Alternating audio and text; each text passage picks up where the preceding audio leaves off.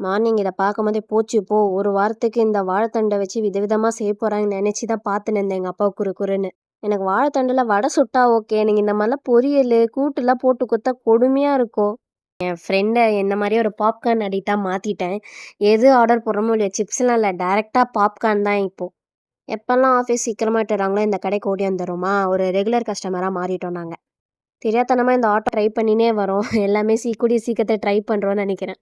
தெரியாத்தனமா இந்த ஆட்டோ அண்ணா வண்டியில ஏறிட்டேன். உயிர் பயத்த அப்படியே கண்ல காட்டுறாரு. வலிச்சு வலிச்சு ஓட்டி ஓவர்டேக் பண்ணி, "நோ என்னை இங்கேயே இறக்கி விட்டுருங்கன்னு" வாயில வந்துருச்சு. பார்த்தா தானே டென்ஷன் ஆகுறோம். நம்ம ஃபோன பார்க்கலான்னு சொல்லி என்ன நானே டிஸ்ட்ராக்ட் பண்ணிக்கிட்டேன். மீஷோல இந்த அனிமி ஸ்டிக்கர் போட்டிருந்தேனா, நான் பார்த்த அனிமி எதுவுமே வரல. எனக்கு இந்த மை ஹீரோ அகாடமில ஒண்ணே ஒண்ணு தான் வந்திருந்தது. நான் நெறைய வரும்னு நெனச்சேன். பார்த்தா இவ்ளோ தான் வந்திருந்தது. இதான் டின்னர் சாப்பிட்றேன். எங்க அப்பா கால். "சாப்பிடாத பரோட்டா வாங்கிட்டு வரேன்" அப்படின்ட்டு. சாப்பிடுவேனா நானு? அவரு பரோட்டாக்காக வெயிட் பண்ணி சாப்பிட்டேன்.